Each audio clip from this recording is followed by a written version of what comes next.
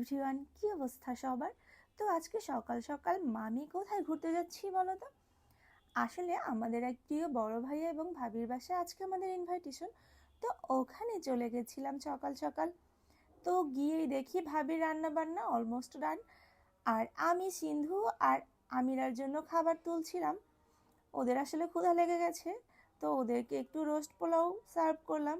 ওরাও খেতে বসে পড়েছে, দুই বন্ধু। এখানে ওরা টিভি দেখছিল আর খাচ্ছিল। সিন্ধু তো বাসায় বসে হাত দিয়ে একদমই খাবে না, কিন্তু কোথাও ঘুরতে গেলে সে আবার নিজের হাতে খায়। তো ওদেরকে খাবার সার্ভ করে আমি কিন্তু গিয়েছিলাম কিচেনে, ভাবির রান্না দেখছিলাম আর ভাবির সাথে গল্প করছিলাম। তো এখানে ভাবি চিংড়ি মাছটা বসিয়েছে। আর এই যে মাটনটা, এই মাটনটা কিন্তু আমি রান্না করেছি। আলিয়ান আবার তার আন্টির হাতের মাটন খেতে পছন্দ করে, ওজন্যই আর কি। তো এখানে আমরা রান্না বান্না করছিলাম আর দুজনে দাঁড়িয়ে গল্প করছিলাম। তারপর এক এক করে সব গেস্ট চলে এসেছে। আসলে আজকের দিনটা ভাবি খুবই স্পেশাল একটা ডে। আজকে ভাইয়া ভাবির অ্যানিভার্সারি, আর সেই উপলক্ষেই এই আয়োজন। তো এখানে আমার ছোট বোন এবং আলিয়ান খেতে বসেছে, আর আমি এবং ভাবি মিলে সব খাবারগুলো এখানে সেট করছিলাম। আসলে আমরা সবাই একত্রে নিচে বসে খাবো, টেবিলে বসে খেলে তো সবাই একসাথে খেতে পারবো না, ওজন্য। তো এখানে সব আইটেমগুলো এক এক করে সাজিয়ে নিচ্ছিলাম যাতে সবাই মিলে বসে একত্রে খেতে পারি। আর আমাদের ভাবির বাসা গেলে আমরা কিন্তু সবসময় এরকম নিচে বসেই খেয়ে থাকি, তাতে আড্ডাটাও বেশ জমে, খাওয়া দাওয়াটাও বেশ মজার হয়। আর আমার ভাবি তো খুব গুণবতী, এক হাতে সব কাজ সামলায়।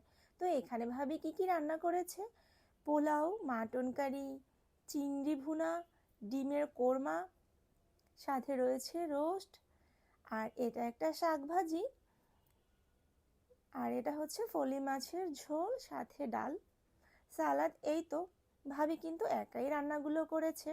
তো এখানে আমাদের বাকি গেস্টরাও চলে এসেছে, আর তারপর আমরা সবাই মিলে একসাথে খেতে বসে পড়লাম।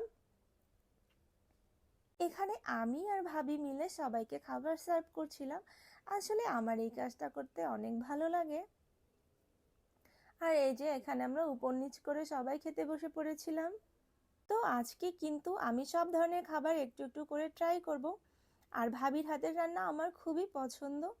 আমি কিন্তু কোনো আইটেমই মিস করিনি, আমি সব আইটেম দিয়েই একটু একটু খেয়েছি, এবং রান্নাগুলো যা ফাটাফাটি। আসলে আমি ভাবির হাতের রান্না খেতে খুব পছন্দ করি। বাসায় রান্না হলে হয়তো বা আমি দু একটা আইটেম ট্রাই করতাম, কিন্তু ভাবির বাসা বলে কথা, আমি সবগুলো আইটেমই ট্রাই করেছি। আসলে ভাবির বাসায় গেলে আমি কোনো কিছু মিস করতে চাই না, তার হাতের রান্না। তো এখানে